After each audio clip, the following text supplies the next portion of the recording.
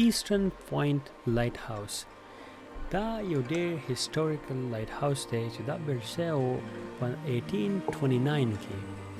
په 1829 کې د دې پلانینګ وشو، بیا په 1832 کې دا رخ شو. دا چې دی دا د ماساچوسټ په نورثرن ایریا باندې دی، د هغې ټاون نوم دی ګلاسټر.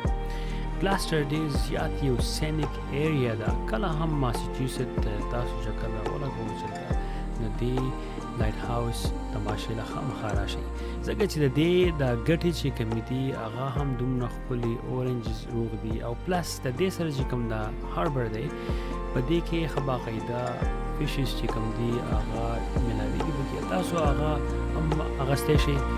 مارکیټونه چې دي هغه د دې سیټي نه لږ وریا خوا دي. د دې ارد ګرد دا علاقې چې کومې دي هغه هم ډېر زیاتې ریچ علاقې دي. کورونه چې دي هغه ته $1 ملیون almost $3-4-5 million پورې یو کور چې دی هغه خرڅېږي.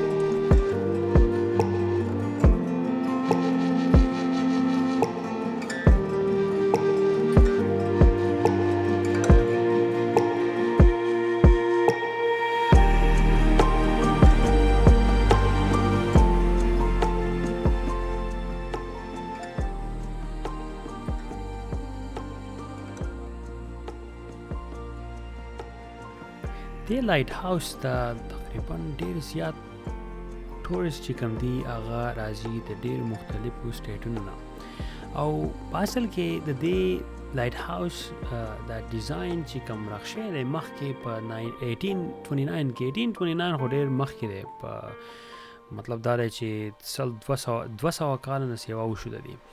نو دا هغه شان دی د مینټننس چې کوم دی هغه دلته کوي، او د دې په ترو باندې د دې دا لینډسکیپ یې دومره ښکلی راښکلی دی. په اصل کې د دې خوا ته چې دا نورې ګټې کومې دي دا سپینې ګټې لیفټ سایډ ته چې تاسو وینئ دا ټولې ورته راوړې وي او راښ کړي د دې لپاره راښ کړي چې دا اوبه کومه ده چې د یخوا د ټاون ته داسې نه ورځي، د اوبو پرشر چې کوم دی هغه رامنې کوي، ځکه چې په لو ټاید او په های ټاید کې دا اوبه چې دا لږ ډبره راخېږي. تاسو وینئ هم په دې ویډیو کې دا تور ځای چې کوم دی دا اوبه موسټلی په دغه ځای باندې.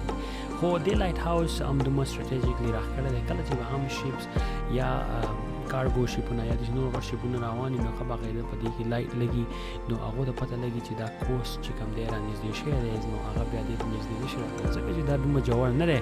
نو هغې کې بیا لاندې ډیپ شیپ چې کوم دی هغه راځي، نو هغه بیا مطلب هغې ته نقصان رسولی شي.